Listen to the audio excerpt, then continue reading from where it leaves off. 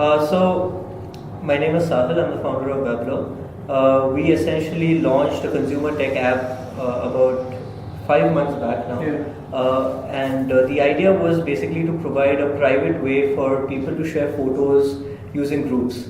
Now, one of the things that we have understood in the photo sharing space is the fact that a lot of people today take photos when they're in groups of people, right? It could be something as simple as a night out that they take. It could be a holiday that they take with their family. It could be a wedding. These are largely collaborative events, where people are taking multiple photos using multiple phones. And the problem with most photo apps today is the fact that they are good at capturing content, but they don't do a very good job of syncing all of that content into one consolidated place, especially in real time. I'm sure you have instant messaging apps where you can later send content manually to people. But we came back and said that there has to be a smarter way for people to share photos in groups of people when they're in events such as these, And I think Webler is essentially a take on photo collaboration in that sense. And I think we're trying to be the best app that is out there in the market, especially for photo collaboration.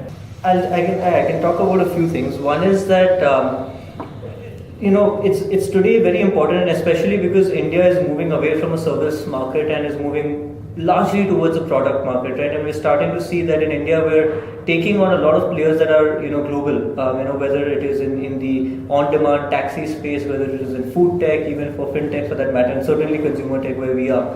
So the demand for really getting engineers who understand product, is a very, very important thing, But if you see the market, you see 3 years back people were very used to programming, doing hardcore programming, and a lot of people didn't sort of spend time on UI and UX and smaller functionalities. It could be animations, transitions, but things that today are a very important aspect or it's a default aspect to most apps today. So I think getting a right product person, people who understand what it is to build product companies is something that is certainly lacking. It's improving, because you have a lot of people who are taking keen interest, looking at the competition outside, but we're still a step further into that.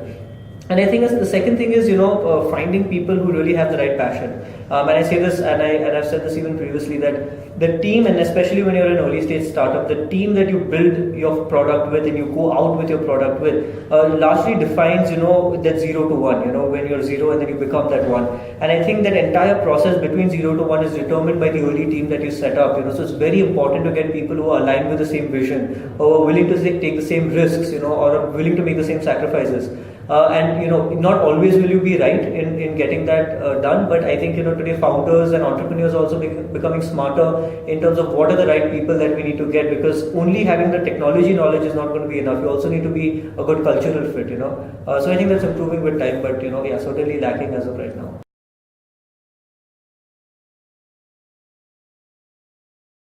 So it makes sense to us because we were there as a part of first edition of Bagasur as well, that. And giving our app to the testing community and getting the early feedback is like a bonus point for us. So that makes sense for us to get the bugs sorted out once before we are out for the world, right? So it's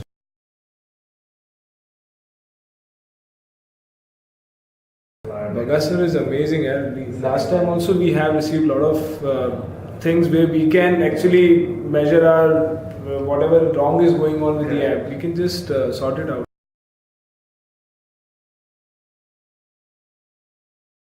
I think if you see the trend of how apps are built out today, right? Most products focus a lot on the engineering stage, right? And then you suddenly see that there is a lot of demand to get that app out because you spend way too much time engineering, which has gone way beyond your allocated time slot. And so then you try to have this very, very quick QA cycle where you're sort of just doing on top testing, you don't really go to the surface to see what could be the issues.